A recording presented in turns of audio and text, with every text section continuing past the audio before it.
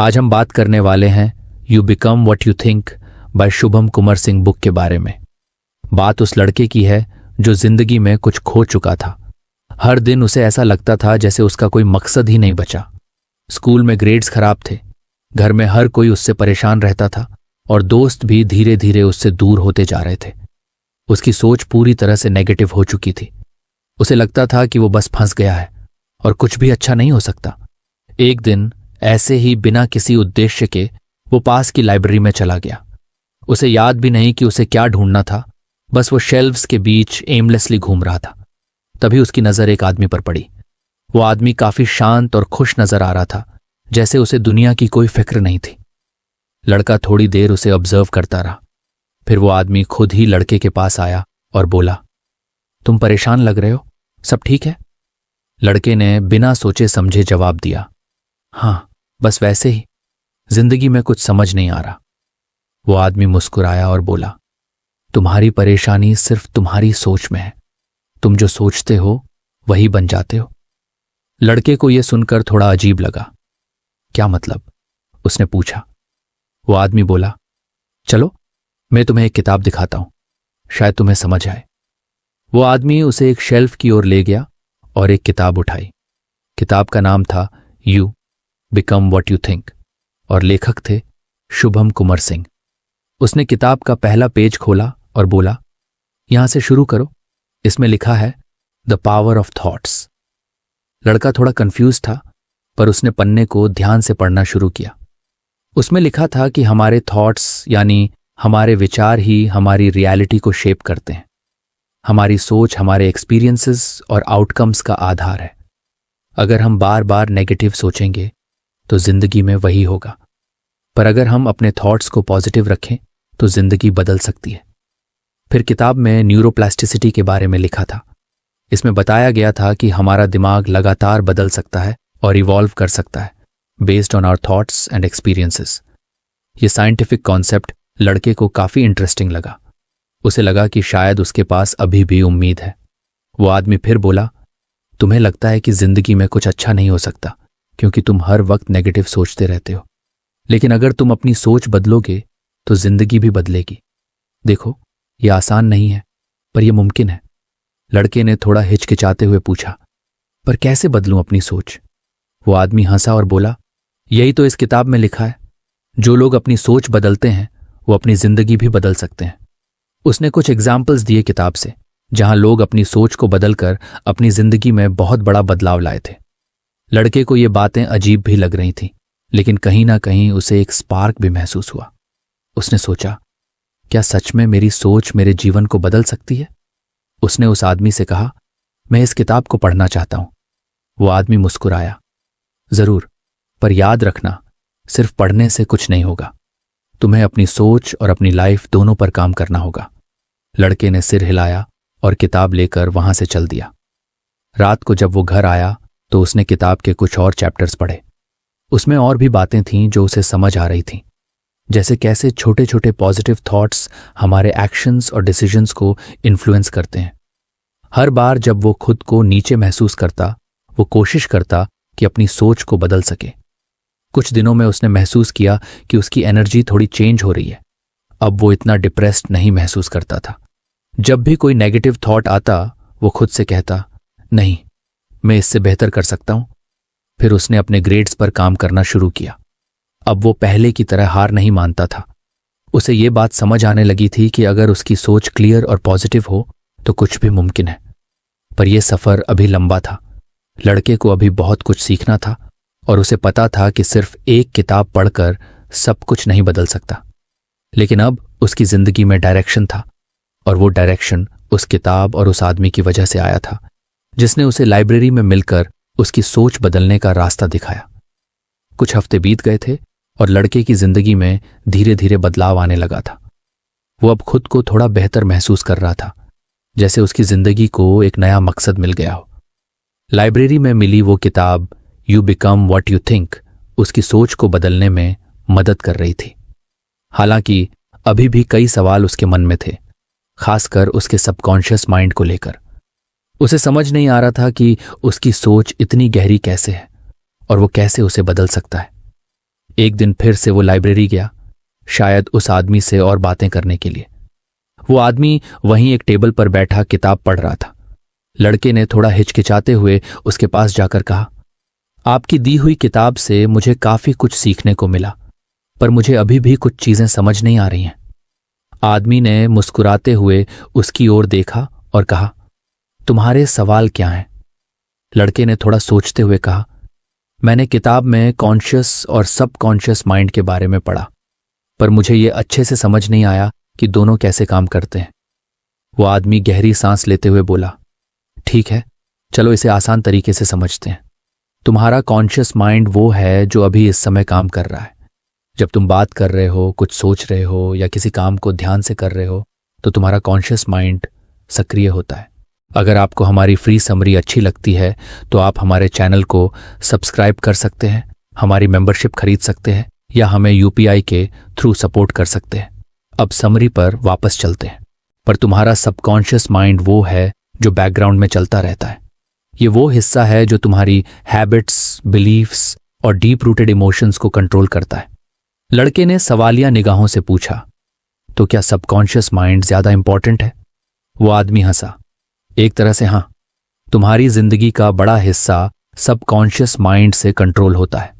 तुम्हारी आदतें, जैसे सुबह उठने का तरीका, कोई काम करने का तरीका, यहां तक कि तुम कैसे सोचते हो, ये सब तुम्हारे सबकॉन्शियस माइंड का हिस्सा है।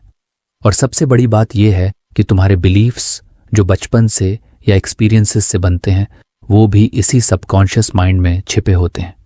लड़के ने ध्यान से सुना, फिर पूछा, लेकिन ये बिलीफ्स क्या होते हैं और कैसे बनते हैं? बिलीफ्स, वो आदमी समझाते हुए बोला, वो धारणा है जो तुम्हारे जीवन के एक्सपीरियंसेस और तुम्हारे आसपास के लोगों की बातों से बनती है। मान लो बचपन में किसी ने तुमसे कहा कि तुम किसी काम के लायक नहीं हो। अगर तुमने उस बात को बार बार सुना और मान लिया तो वो तुम्हारा बिलीफ बन जाएगा और वो बिलीफ तुम्हारे सबकॉन्शियस माइंड में बैठ जाएगा। फिर जब भी तुम कोई नया काम शुरू करोगे, तुम्हारा सबकॉन्शियस माइंड तुम्हें वही बिलीफ याद दिलाएगा कि तुम इस काम के लायक नहीं हो। इसी तरह पॉजिटिव बिलीफ्स भी बनते हैं। लड़के ने थोड़ा परेशान होकर कहा, तो क्या मैं अपने सबकॉन्शियस माइंड को कंट्रोल नहीं कर सकता? आदमी ने मुस्कुराते हुए कहा, कंट्रोल करना मुश्किल है पर नामुमकिन नहीं। तुम्हारा सबकॉन्शियस माइंड एक तरह से फिल्टर का काम करता है। तुम जो भी नया अनुभव या जानकारी लेते हो, वो तुम्हारे पास्ट एक्सपीरियंसेस और बिलीफ्स के थ्रू फिल्टर होता है। अगर तुम्हारे बिलीफ्स नेगेटिव हैं तो तुम्हें हर सिचुएशन में नेगेटिविटी ही दिखेगी, लेकिन अगर तुम इन्हें रीप्रोग्राम कर सको तो चीजें बदल सकती हैं। लड़का थोड़ा कंफ्यूज होकर बोला, पर यह रीप्रोग्रामिंग कैसे होती है? वो आदमी थोड़ा और आराम से बैठा और बोला, देखो, तुम्हारा सबकॉन्शियस माइंड बहुत पावरफुल है, पर उसे एक्सेस करना और चेंज करना थोड़ा ट्रिकी है। इसके लिए कुछ टेक्निक्स हैं, जैसे एफर्मेशन, विजुअलाइजेशन और मेडिटेशन। इन टेक्निक्स की मदद से तुम धीरे धीरे अपने सबकॉन्शियस माइंड को पॉजिटिव बिलीफ से भर सकते हो। फिर उसने लड़के को एक और एग्जाम्पल दिया। मान लो तुम हर दिन अपने सबकॉन्शियस माइंड से ये कहो कि मैं कॉन्फिडेंट हूं, मैं सक्सेसफुल हूं, तो धीरे धीरे तुम्हारा सबकॉन्शियस माइंड इसे सच मानने लगेगा। ये एफर्मेशंस तुम्हारे सबकॉन्शियस माइंड में जाकर बिलीफ्स बन जाते हैं और फिर वो बिलीफ्स तुम्हारी रियलिटी को शेप करने लगते हैं। लड़के को ये बातें अब धीरे धीरे समझ में आ रही थीं। उसने फिर पूछा, और क्या टेक्निक्स होती हैं? आदमी ने कहा, विजुअलाइजेशन एक पावरफुल टूल है। जब तुम अपनी सोच को किसी स्पेसिफिक गोल के साथ जोड़ते हो और उसे अपने दिमाग में इमेजिन करते हो, तो तुम्हारा सबकॉन्शियस माइंड उस चीज को हकीकत की तरह मानने लगता है। जैसे अगर तुम हर दिन खुद को एक सक्सेसफुल इंसान के रूप में इमेजिन करोगे, कैसे तुम काम कर रहे हो, कैसे लोग तुम्हें अप्रिशिएट कर रहे हैं, तो तुम्हारा सबकॉन्शियस माइंड इसे सच मानने लगेगा और तुम्हारी एक्शंस उसी डायरेक्शन में जाने लगेंगी। लड़के ने धीरे धीरे सिर हिलाया, जैसे उसे समझ आ रहा हो। उसने फिर पूछा, तो क्या इससे मेरी सारी प्रॉब्लम सॉल्व हो जाएंगी? वो आदमी हंसा और बोला, प्रॉब्लम्स तो हर किसी की जिंदगी में होती हैं, पर जब तुम अपने सबकॉन्शियस माइंड को पॉजिटिव बिलीफ से भरते हो तो प्रॉब्लम्स के प्रति तुम्हारा एटीट्यूड बदल जाता है। तुम अब प्रॉब्लम से डरते नहीं हो, बल्कि उन्हें सॉल्व करने का तरीका ढूंढते हो। तुम्हारा बिलीफ सिस्टम तुम्हें सॉल्यूशंस पर फोकस करने में मदद करता है। लड़का अब पूरी तरह से ध्यान से सुन रहा था। उसे लगने लगा था कि शायद वो सही दिशा में जा रहा है। उसने फिर पूछा, तो क्या मुझे रोज एफर्मेशंस और विजुअलाइजेशन करनी चाहिए? हाँ, आदमी ने कहा, सकारात्मकता बहुत जरूरी है। अगर तुम रोज अपने सबकॉन्शियस माइंड को पॉजिटिव थॉट्स और बिलीफ्स से भरते रहोगे तो धीरे धीरे तुम्हारी थिंकिंग और एक्शंस बदलने लगेंगी। शुरू में थोड़ा मुश्किल लगेगा, पर धीरे धीरे तुम्हें फर्क दिखने लगेगा। Remember, it's a gradual process, but it works. लड़का थोड़ा सा सोच में पड़ गया, फिर बोला, मैं कोशिश करूंगा, लेकिन अगर फिर भी मेरी सोच नहीं बदली तो?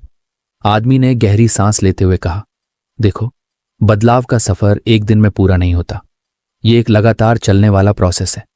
कई बार तुम्हें लगेगा कि कुछ नहीं हो रहा, पर असल में तुम्हारे सबकॉन्शियस माइंड में छोटे छोटे चेंजेस हो रहे होंगे। और अगर तुम धैर्य और कंसिस्टेंसी बनाए रखोगे तो एक दिन तुम्हें बहुत बड़ा बदलाव नजर आएगा। लड़के को अब यह समझ में आ गया था कि असली काम उसके अंदर चल रहा था। उसे अपनी सबकॉन्शियस माइंड को रीप्रोग्राम करना था और इसके लिए उसे खुद पर काम करना था। उसने उस आदमी का शुक्रिया अदा किया और लाइब्रेरी से बाहर निकला। इस बार उसके मन में और भी सवाल थे, पर साथ ही एक नया कॉन्फिडेंस भी था कि वो अपनी जिंदगी में बदलाव ला सकता है। अगले कुछ हफ्तों तक लड़का एफर्मेशंस, विजुअलाइजेशन और मेडिटेशन की टेक्निक्स पर काम करने लगा। उसने हर दिन पॉजिटिव थॉट्स के साथ अपने सबकॉन्शियस माइंड को भरने की कोशिश की। धीरे धीरे उसे महसूस होने लगा कि उसकी सोच और एक्शंस में सटल चेंजेस आ रहे हैं।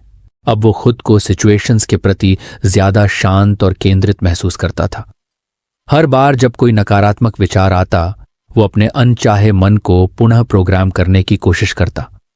हालांकि ये सफर अभी खत्म नहीं हुआ था। उसे अभी और सीखना था और वो जानता था कि लाइब्रेरी में वो आदमी उसे और भी सिखाने वाला था।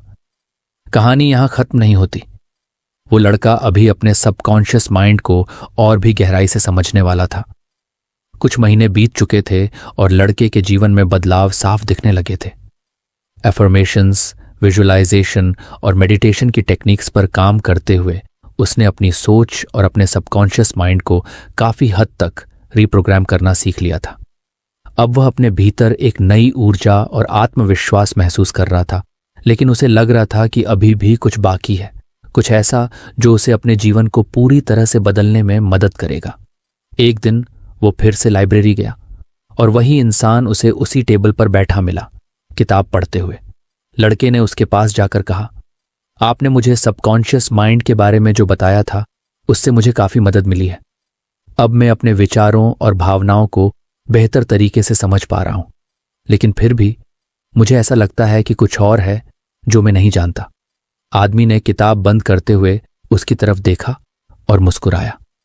तुम्हें सही लग रहा है, अभी तुम्हें और भी कुछ सीखना बाकी है। लड़का उत्सुकता से बोला, क्या? आदमी ने थोड़ा आराम से बैठते हुए कहा, आज मैं तुम्हें लॉ ऑफ अट्रैक्शन के बारे में बताऊंगा। लड़का थोड़ी उलझन में था। उसने पूछा, लॉ ऑफ अट्रैक्शन, ये क्या है? आदमी ने समझाते हुए कहा, लॉ ऑफ अट्रैक्शन एक यूनिवर्सल प्रिंसिपल है जो कहता है कि तुम्हारी सोच और भावनाएं तुम्हारी जिंदगी की सच्चाई को आकर्षित करती हैं। अगर तुम पॉजिटिव थॉट्स और इमोशंस रखते हो तो तुम्हें जिंदगी में पॉजिटिव एक्सपीरियंसेस मिलेंगे, और अगर तुम नेगेटिव थॉट्स में फंसे रहते हो तो तुम्हारी जिंदगी में नेगेटिविटी ही आएगी। लड़के ने ध्यान से सुना, फिर थोड़ा संशय में पूछा, पर कैसे? क्या सोचने से सच में चीजें बदल जाती हैं? आदमी ने सिर हिलाते हुए कहा, देखो, लॉ ऑफ अट्रैक्शन को समझने के लिए तुम्हें यह जानना होगा कि हमारी थिंकिंग और इमोशंस वाइब्रेशंस पैदा करती हैं। हर थॉट और फीलिंग की एक स्पेसिफिक वाइब्रेशन होती है। जब तुम्हारे थॉट्स और फीलिंग्स किसी डिजायर के साथ अलाइंड होते हैं तो तुम उन वाइब्रेशंस को यूनिवर्स में भेजते हो और यूनिवर्स उसी वाइब्रेशन के अनुसार तुम्हें एक्सपीरियंसेस लौटाता है। इसे हम वाइब्रेशनल अलाइनमेंट कहते हैं। लड़के ने अब थोड़ी गहरी रुचि ली और पूछा, तो इसका मतलब अगर मैं कुछ चाहता हूं और उसी के बारे में सोचता हूं तो वो मुझे मिलेगा? आदमी ने हंसते हुए कहा, बिल्कुल, लेकिन इसके लिए सिर्फ सोचना ही काफी नहीं है। तुम्हें अपनी इमोशंस और वाइब्रेशंस को भी उस डिजायर के साथ अलाइन करना होगा। लड़का अब और भी उत्सुक हो गया था, लेकिन कैसे पता चलेगा कि मेरी वाइब्रेशंस सही हैं या नहीं? आदमी ने गंभीरता से कहा, इसके लिए तुम्हें अपनी इमोशंस को समझना होगा। तुम्हारी फीलिंग्स, तुम्हारी वाइब्रेशंस की सबसे बड़ी संकेत होती है। अगर तुम किसी डिजायर के बारे में सोचते हो और तुम्हें एक्साइटमेंट, जॉय और पॉजिटिविटी महसूस होती है, तो इसका मतलब है कि तुम्हारी वाइब्रेशंस उस डिजायर के साथ अलाइन है। लेकिन अगर तुम्हें डाउट, फियर या नेगेटिविटी महसूस होती है, तो तुम्हारी वाइब्रेशंस उस डिजायर से मिसमैच्ड हैं। लड़के ने धीरे धीरे सिर हिलाया। तो क्या मुझे सिर्फ पॉजिटिव इमोशंस ही महसूस करने हैं? हाँ, आदमी ने जवाब दिया, पर यह इतना आसान भी नहीं है। कई बार तुम्हारे सबकॉन्शियस बिलीफ्स तुम्हारे डिजायर्स से टकराते हैं और ये तुम्हारी इमोशंस को प्रभावित करते हैं।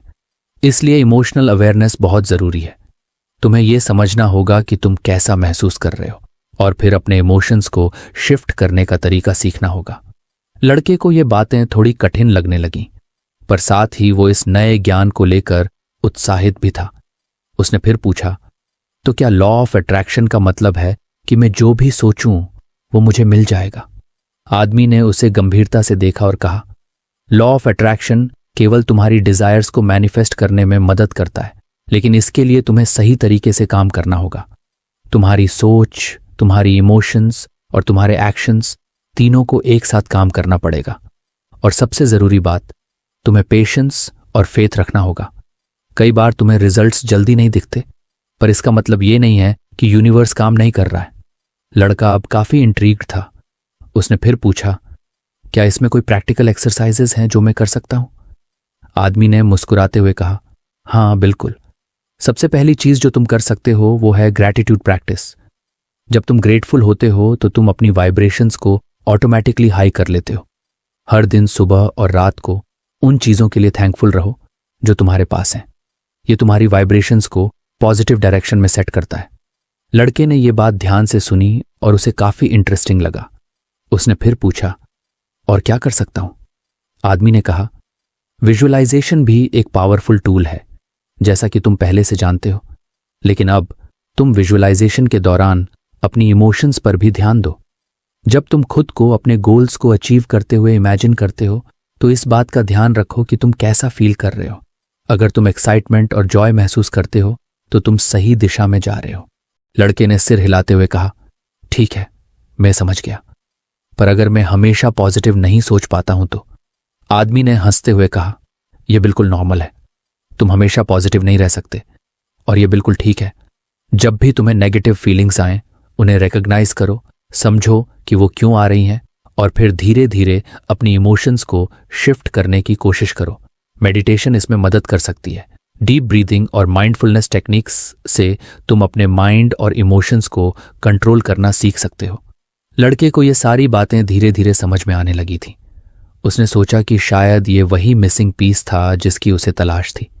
उसने आदमी से आखिरी सवाल पूछा, तो क्या मैं अपनी पूरी जिंदगी लॉ ऑफ अट्रैक्शन से बदल सकता हूं? आदमी ने मुस्कुराते हुए कहा, हाँ बिल्कुल, पर रिमेंबर, तुम्हें अपने थॉट्स, इमोशंस और एक्शंस को कंसिस्टेंट रखना होगा। अगर तुम बिलीव करते हो और सही तरीके से काम करते हो तो यूनिवर्स तुम्हें वही देगा जो तुम चाहते हो। लेकिन सबसे इंपॉर्टेंट चीज है फेथ। तुम्हें इस प्रोसेस पर विश्वास रखना होगा। लड़के ने उस आदमी का धन्यवाद किया और लाइब्रेरी से बाहर निकल गया। इस बार उसे एक नई क्लैरिटी और डायरेक्शन महसूस हो रही थी। अब वो जानता था कि उसकी सोच और इमोशंस ही उसकी जिंदगी की दिशा तय करेंगी। उसे सिर्फ अपनी वाइब्रेशंस को सही दिशा में अलाइन करना था। अगले कुछ दिनों तक लड़के ने ग्रैटिट्यूड प्रैक्टिस, विजुअलाइजेशन और मेडिटेशन को अपने डेली रूटीन में शामिल किया। उसने अपनी इमोशंस पर ध्यान देना शुरू किया और जब भी उसे नेगेटिव इमोशंस महसूस होती तो वो उन्हें रिकॉग्नाइज करके धीरे धीरे शिफ्ट करने की कोशिश करता। अब उसकी जिंदगी में एक नया सेंस ऑफ कंट्रोल और पॉजिटिविटी आ गया था। हालांकि यह सफर अभी भी खत्म नहीं हुआ था। लॉ ऑफ अट्रैक्शन की समझ ने उसे एक नई दिशा दी थी, पर उसकी जिंदगी में और भी चीजें थीं जिन्हें वो समझना चाहता था। आने वाले समय में उसे और भी सीखना था और लाइब्रेरी में वो आदमी उसे और भी रहस्यों से परिचित करवाने वाला था। कुछ हफ्ते बीत गए थे। लड़के ने लॉ ऑफ अट्रैक्शन के बारे में सीखा और उसकी जिंदगी में कुछ सकारात्मक बदलाव दिखने भी लगे थे। लेकिन फिर भी कभी कभी उसे अपनी सोच में नेगेटिविटी महसूस होती थी। वो समझ नहीं पा रहा था कि लॉ ऑफ अट्रैक्शन का अभ्यास करने के बावजूद क्यों उसे बार बार नेगेटिव थॉट्स आते थे। एक दिन वो फिर से उस लाइब्रेरी में पहुंचा, उस आदमी से मिलने के लिए जिसने उसकी सोच बदलने की शुरुआत की थी। लड़का आदमी के पास जाकर बैठा और थोड़ा उदास स्वर में बोला, आपने जो मुझे लॉ ऑफ अट्रैक्शन के बारे में सिखाया उससे मुझे काफी मदद मिली है, लेकिन फिर भी मैं कभी कभी नेगेटिव सोच में फंस जाता हूं। मुझे नहीं पता कि कैसे इससे बाहर निकलूं।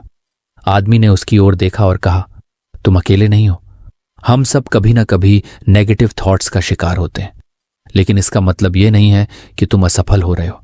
नेगेटिव थिंकिंग को पहचानना और उसे ओवरकम करना भी एक प्रोसेस है, और आज मैं तुम्हें इसी बारे में सिखाऊंगा। लड़के ने ध्यान से सुनने की तैयारी की। उसे पता था कि इस बार भी कुछ नया सीखने को मिलेगा। आदमी ने कहा, सबसे पहले तुम्हें यह समझना होगा कि हर इंसान की सोच में कुछ ना कुछ लिमिटिंग बिलीफ्स होते हैं।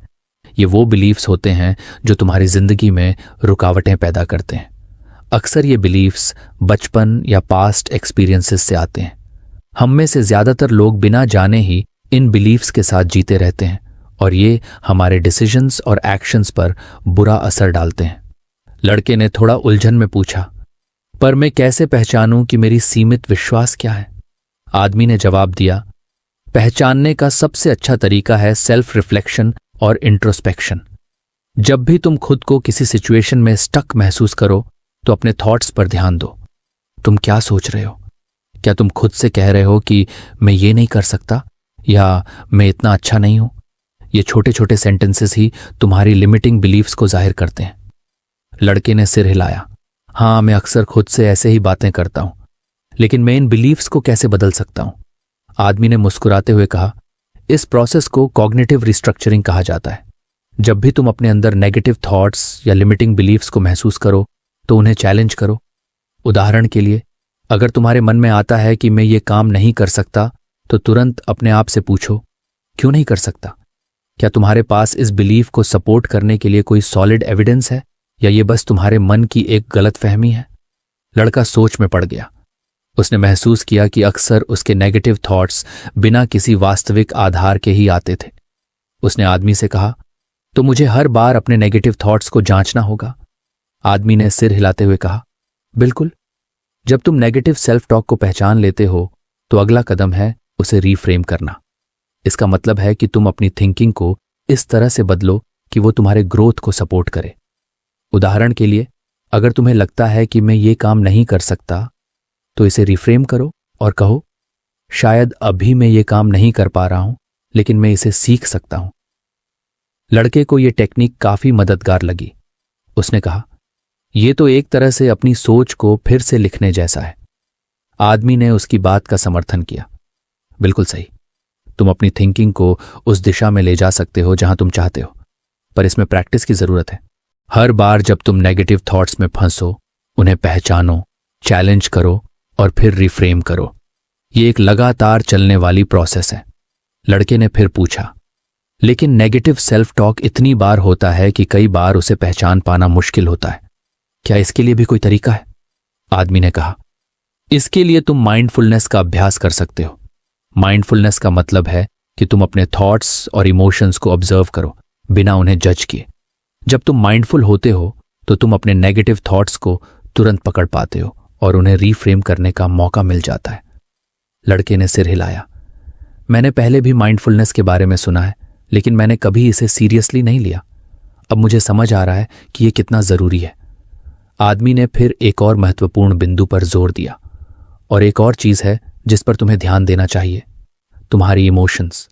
नेगेटिव थिंकिंग अक्सर नेगेटिव इमोशंस के साथ जुड़ी होती है, जैसे फियर, डाउट या गिल्ट।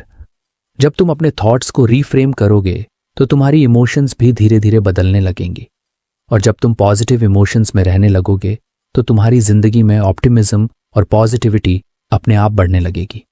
लड़का अब पूरी तरह से एंगेज्ड था। उसने पूछा, तो इसका मतलब मुझे अपनी इमोशंस को भी मैनेज करना होगा? आदमी ने कहा, बिल्कुल। तुम अपनी इमोशंस को इग्नोर नहीं कर सकते। जब भी तुम नेगेटिव इमोशंस महसूस करो तो उन्हें सप्रेस करने की बजाय एक्सेप्ट करो। समझो कि वो क्यों आ रही हैं और फिर कॉन्शियसली उन्हें रिप्लेस करने की कोशिश करो। इसके लिए डीप ब्रीथिंग, मेडिटेशन और जर्नलिंग जैसी टेक्निक्स बहुत मददगार हो सकती हैं। लड़का धीरे धीरे समझ रहा था कि यह प्रोसेस काफी गहरा था। उसने फिर पूछा, लेकिन क्या नेगेटिविटी से पूरी तरह छुटकारा पाना पॉसिबल है? आदमी ने हंसते हुए कहा, नहीं, नेगेटिविटी से पूरी तरह छुटकारा पाना इम्पॉसिबल है। हम इंसान हैं और हमारे मन में कभी ना कभी नेगेटिव थॉट्स आते ही रहेंगे, लेकिन इंपॉर्टेंट यह है कि हम उन्हें कैसे हैंडल करते हैं। जब तुम अपनी नेगेटिविटी को पहचानने और उसे चैलेंज करने की हैबिट बना लेते हो तो तुम उसकी पावर को कम कर देते हो, और जब नेगेटिविटी की पावर कम होती है तो पॉजिटिविटी अपने आप तुम्हारी जिंदगी में आने लगती है। लड़के ने आदमी की बातों को ध्यान से सुना। उसे समझ आ गया था कि नेगेटिव थिंकिंग को पूरी तरह से रोक पाना मुमकिन नहीं था, लेकिन उसे कंट्रोल करना और रिफ्रेम करना उसके हाथ में था। तो मुझे क्या करना होगा? लड़के ने आखिर में पूछा। आदमी ने एक आखिरी बार मुस्कुराते हुए कहा, तुम्हें सबसे पहले अपनी लिमिटिंग बिलीफ्स को पहचानना होगा। फिर हर बार जब तुम नेगेटिव थॉट्स महसूस करो, उन्हें चैलेंज करो और रिफ्रेम करो। अपनी इमोशंस पर ध्यान दो और माइंडफुलनेस का अभ्यास करो।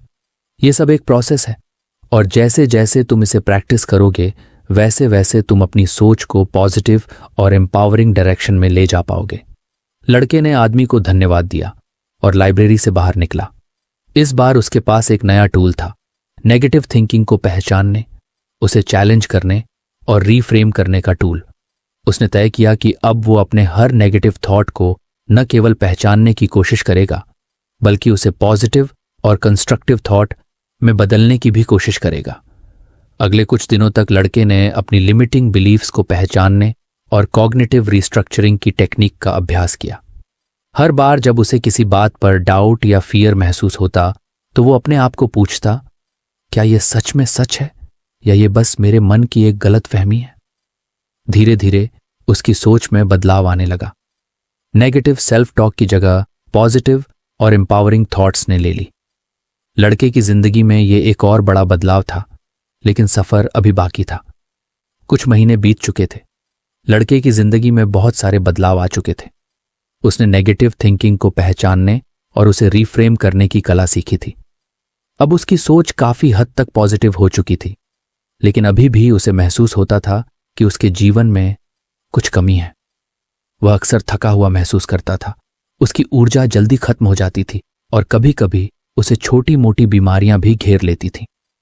एक दिन फिर से वह लाइब्रेरी में उसी आदमी से मिलने पहुंचा जिसने अब तक उसकी जिंदगी को एक नई दिशा दी थी। लड़का थोड़ा चिंतित था और उसने सीधे सवाल किया, मैंने अब तक जितना आपने सिखाया है उससे बहुत फायदा हुआ है, लेकिन मेरी फिजिकल हेल्थ सही नहीं है। मैं जल्दी थक जाता हूं और हमेशा एनर्जेटिक महसूस नहीं करता। क्या इसका भी कोई सोल्यूशन है? आदमी ने उसकी बात ध्यान से सुनी और फिर शांत स्वर में कहा, बिल्कुल, इसका भी सोल्यूशन है। हमारी फिजिकल हेल्थ का सीधा कनेक्शन हमारी मेंटल हेल्थ से होता है। ये माइंड बॉडी कनेक्शन कहलाता है, और आज मैं तुम्हें इसी के बारे में सिखाऊंगा। लड़का उत्सुक हो गया। उसने पहले कभी इस माइंड बॉडी कनेक्शन के बारे में नहीं सुना था। आदमी ने समझाना शुरू किया, हमारे मन और शरीर का एक गहरा संबंध है। जैसा तुम सोचते हो वैसा ही तुम्हारा शरीर भी रिस्पॉन्स करता है। अगर तुम्हारी सोच पॉजिटिव है तो तुम्हारा शरीर भी उस पॉजिटिविटी का असर महसूस करता है, और अगर तुम नेगेटिव सोचते हो तो उसका भी असर तुम्हारे शरीर पर होता है। इसे साइंटिफिक रूप से भी साबित किया जा चुका है। लड़का थोड़ा चौंक गया। तो इसका मतलब मेरी बीमारियों का कारण मेरी सोच भी हो सकती है? आदमी ने सिर हिलाया। सिर्फ तुम्हारी सोच ही नहीं, लेकिन हाँ, तुम्हारे थॉट्स का एक बड़ा हिस्सा होता है। जब तुम लगातार नेगेटिव थॉट्स में डूबे रहते हो तो तुम्हारा शरीर स्ट्रेस हार्मोन्स जैसे कॉर्टिजोल और एड्रेनलिन को ज्यादा रिलीज करता है। ये हार्मोन्स शॉर्ट टर्म में तो मददगार होते हैं, लेकिन अगर ये लंबे समय तक जारी रहें तो तुम्हारे शरीर पर बुरा असर डाल सकते हैं। इसी तरह पॉजिटिव थिंकिंग स्ट्रेस हार्मोन्स को कम करती है और शरीर को रिलैक्स करती है। लड़का सोच में पड़ गया। तो इसका मतलब मुझे अपनी फिजिकल हेल्थ सुधारने के लिए भी पॉजिटिव सोचना होगा। आदमी ने उसकी बात का समर्थन किया। बिल्कुल, पॉजिटिव थिंकिंग का सिर्फ तुम्हारी मेंटल हेल्थ पर ही नहीं बल्कि फिजिकल हेल्थ पर भी गहरा असर होता है। कई रिसर्च स्टडीज ने यह साबित किया है कि जो लोग ऑप्टिमिस्टिक होते हैं उनका इम्यून सिस्टम मजबूत होता है और वे जल्दी बीमार नहीं पड़ते। उनके रिकवरी के चांसेस भी ज्यादा होते हैं। लड़के ने पूछा, तो मुझे क्या करना चाहिए ताकि मेरी फिजिकल हेल्थ भी इंप्रूव हो? आदमी ने मुस्कुराते हुए कहा, सबसे पहले तो तुम पॉजिटिव थिंकिंग की आदत को और भी ज्यादा गहरा करो। इसके साथ साथ स्ट्रेस मैनेजमेंट पर भी काम करो। स्ट्रेस हमारे शरीर का सबसे बड़ा दुश्मन है। जब तुम स्ट्रेस्ड होते हो तो तुम्हारा शरीर और दिमाग दोनों कमजोर हो जाते हैं। लड़के ने थोड़ा उलझन में पूछा, लेकिन स्ट्रेस मैनेजमेंट कैसे करूं? आदमी ने विस्तार से बताया, स्ट्रेस मैनेजमेंट के कई तरीके हैं। सबसे पहले तुम अपने स्ट्रेस ट्रिगर्स को पहचानो। वो कौन सी चीजें हैं जो तुम्हें स्ट्रेस देती हैं।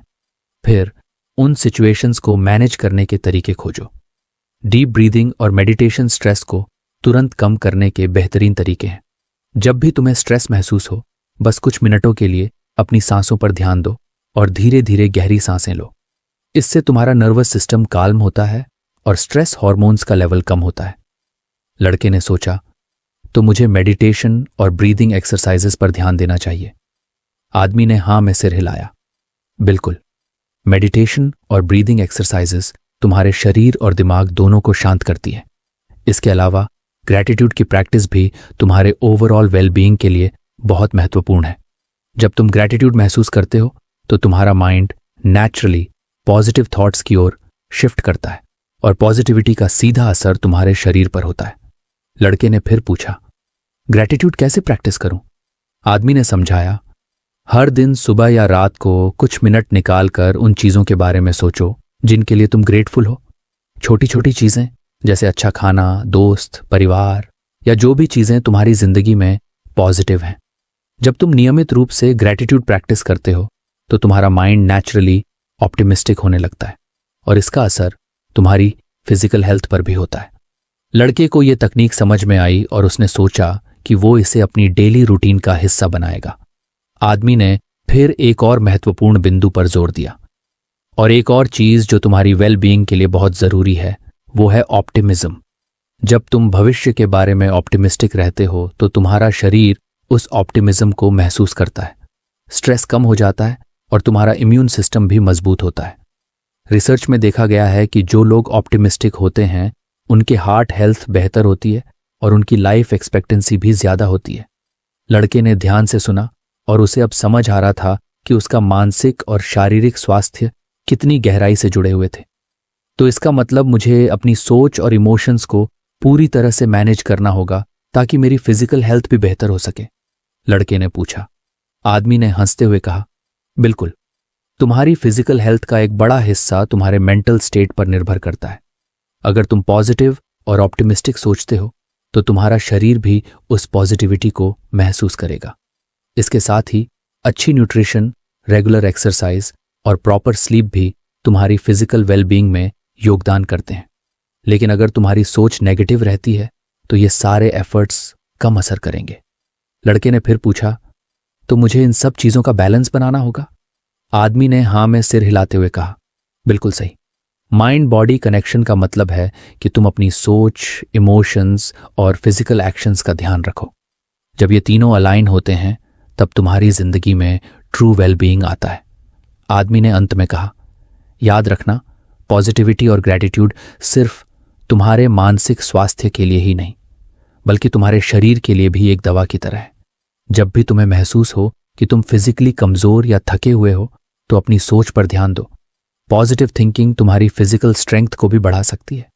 लड़के ने आदमी का धन्यवाद किया और लाइब्रेरी से बाहर निकला।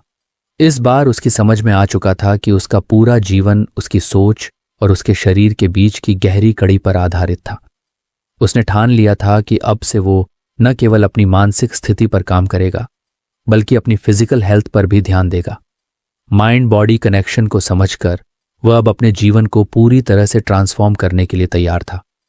इस जर्नी का आखिरी लेसन ये था कि असली वेल बीइंग और सक्सेस सिर्फ खुद को सुधारने में नहीं बल्कि दूसरों की मदद करने में है। और अब लड़का इस लेसन को अपनी जिंदगी में पूरी तरह से अपना चुका था। तो फ्रेंड्स, ये थी हमारी आज की बुक समरी। आपको कैसी लगी कमेंट करके ज़रूर बताएं और धन्यवाद आपका समरी एंड तक सुनने के लिए।